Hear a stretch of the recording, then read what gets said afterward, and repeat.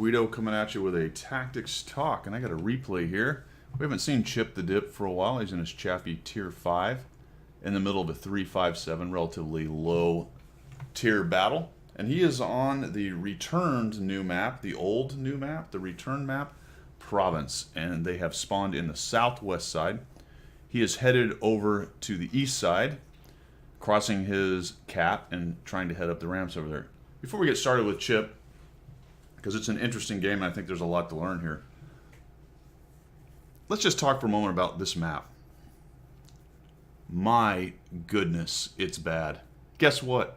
It was bad before they changed it, and it is just as bad now. They did not do a single thing to it that made it any better. They tried to make it bigger, but it's still a great big cavernous hole with two giant ledges for everyone to camp on and a few people to cross.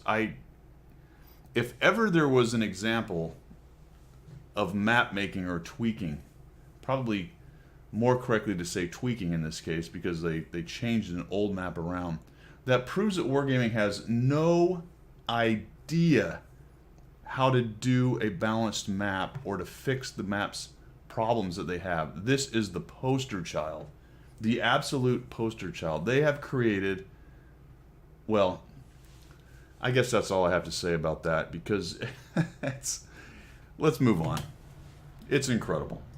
All right, so there is a ramp over here. One of the things they changed is it's a little more accessible to get across, tuck up under, and start climbing up the hill and lighting. That was always kind of the meta if you wanted to be aggressive on the old province, and it still is on the new province. And you can see that there's a lot more cover as you come up these ramps.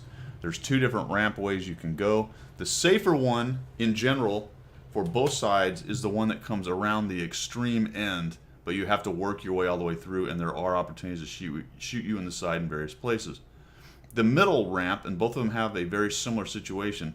In the case of the southwest spawn, the ramp that comes up towards their spawn and empties up a little higher towards their spawn point is more dangerous because it can be swept by fire by their tanks over here shooting across. And there's a little bit more protection if you try to come around this corner for them to shoot you in the face and give you trouble. So it's an interesting decision. Chip has decided to go around the extreme south end. This is going to play a little bit weird. I don't think this is a very meta type of play for this game, because he finds nobody here, takes advantage of it, and gets right up onto this sniping hill. Usually you run into plenty of tanks around this area who can kick your rear if you really extend like this, like old Chip does. But it doesn't seem to hurt him because there's nobody there. The other thing that you will notice immediately is just look at the campification that we have going on. It's just, this map is just horrendous. It incentivizes people to sit on that ridge. Since most bad players are campers, you're already going to have a majority of people camping almost no matter what you do. But this map absolutely begs people to camp along the ridge and look for sniping shots, or to try to smash the few tanks that cross in the face who are actually attempting to play a tank game and get a little bit offensive in there. You can see that you have a similar situation on both sides, although the red side, for whatever weird reason, did not really stack up down here on the south. So what you're going to find is they pushed a good number across, and they're going to kind of get wrecked trying to attack into there. It's very difficult to attack on this map. It would be easy to peel Chip out of here if anybody had even come. So Chip comes in here, takes a shot, takes another shot. He's kind of standing in. I'm so surprised he didn't get nuked by anybody right here, but that just proves there's not much here. The T-150 especially seems like he should have been able to kill Chip, and he's just really standing in. This is incredibly dangerous. But he ends up taking that guy down and backs up, and look at that, an M5 bounced off him. So finally somebody paid attention to Chip. He backs out of there. Again, 2 shots, and he moves on out. Chip's going to move over to this other ledge where he's got more bushes to hide behind. There's a T-150 and at least an M5. And in addition, there's also 2 artillery. You'll notice what I said. They pushed a large contingent across. There's 2 more lit on the other side. There's already 1, 2, 3, 4 dead that tried to push into there. So his team, Chip's team, has taken a large lead. So one of the bigger tanks is sitting here. It's a T-150. He kind of snaps one off. Doesn't do any damage. Guy looks. He backs up. This is potentially a bot, this T-150, or just a very bad player. It's hard to tell which one the way he's playing. He's just sort of sitting there, and the turret moves around. At least when Chip's sighted, the thing turns towards him. So whether it's really a person or a bot, it's hard to tell. The way it plays makes no difference, really. There it is again, just kind of sitting there, not really paying attention to him. And as soon as he shoots, zinc. So I think what we have here is a bot. Like I said, if it's not, it's a bot level. All right, Chip, a couple things about what you're doing right here. You're pushing out. Let me see if I can show you one more time. When you push out here and you can see through the bush, you're not going to get the bush's camo when you fire. Right here, all right? So you can see the tank. If you had shifted back to this area right here, you may have just get to that 15 meters away from the bush where you can see the T-150 and shoot him without getting spotted, because you can't actually see through the bush, neither can he at that point. That's the way you do that. One option, if you get up to here and you cannot see the T-150, is to scoot forward, see him, then back up till that bush goes solid, and then shoot so you don't get spotted. And you might have saved yourself a few of these things where you shoot and bounce. There we go, and we've gone to gold, so now I have a better chance of pinning. A couple times you hit that angled kind of upper plate. Not really an upper plate, but the upper part of the angled bit right there. You really want to hit for that flat plate with your pen on that. Artillery's going in there. You got an M5 Stewart coming in. Make him pay attention. There you go. The bot's kind of looking around, wondering what's going on. And immediately, as soon as he sees you, there you go. No shot. Another artillery strike. You're going to get that spotting damage. There you go. And you're kind of working over this T-150 in a pretty excellent way. Doing a nice job with that right there. So taking a look at the mini-map, and this is something you should be doing right about now, is paying attention to what you've got out there. You've got a Stewart and you. There's a P-2640 crying for help. You've got a couple campers of your own over on the side, and there's only 3 of them spotted. Looks like the T-14 was headed that way, last seen. The Cromwell's up on top. The Su-85's on your side, which only leaves a couple tanks unaccounted for. You know the M5 was up here, and there he is again. So now he's spotted. So there's 4 of their tanks spotted, which leaves 3 of them unaccounted for, 2 of those being artillery. So more than likely, it's just you, 2 artillery, an M5, and a Su-85B. There goes the Stewart. He dies. Probably the T-14 and Cromwell are still up over on that other side, so that's 2 of them. That leaves the M3. Quite likely the M3 would be camping over here. Not really a great attack push kind of tank. Cromwell goes down. He gets spotted. There's the T-14. I would immediately start looking for shots on that T-14. You're over here. I would probably shift back over to this other side where you were and start looking for that guy.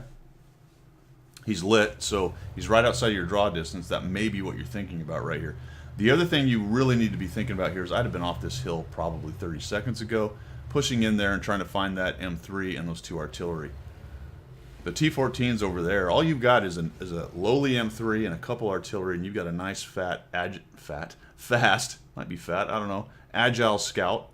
And you should already be moving up towards the north, filtering through those buildings and finding those guys. This is cleanup on aisle 3 time. And there goes the T-14. By the way, I didn't show it to you guys, but Chip, while that T-14 was lit over here, and I'm going to show it to you right now. While that dude was lit, where is he? Goodness gracious.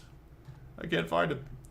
While he was lit, there he is right there. You had shots all day on him. And that's just mini-map awareness, paying attention to where guys are lit, and investigate red dots. That's the way I put it. You always need to be investigating red dots. You can still sit there and kind of look around like this at what you're seeing, but I just moved that pipper over there, and if I got a red highlight, I'd zoom right in on that thing, and I'd just start shooting at that guy right there. So you missed some shots on him.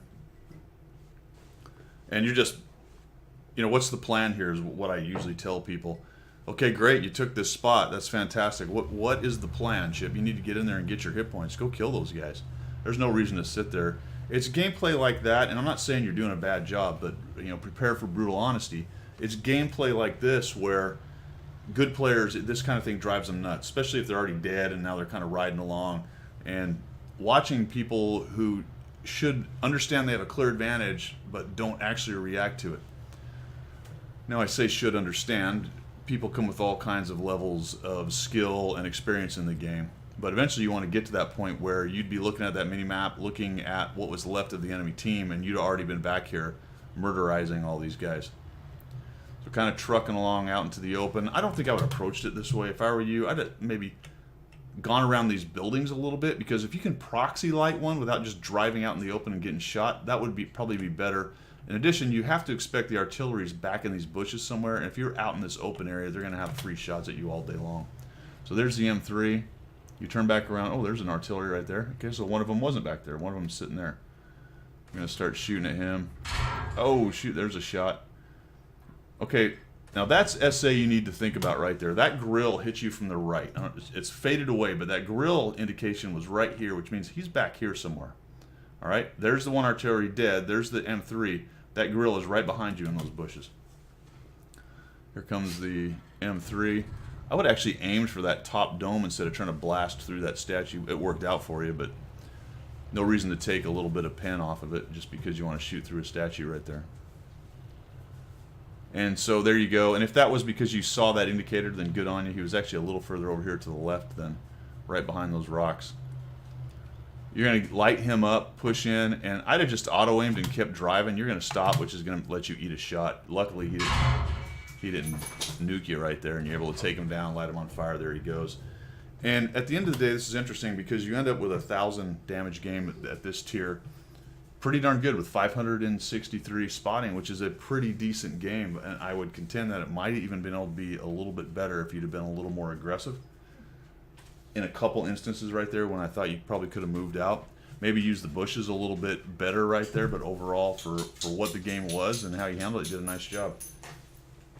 And my dog has decided to scratch her neck and make noise.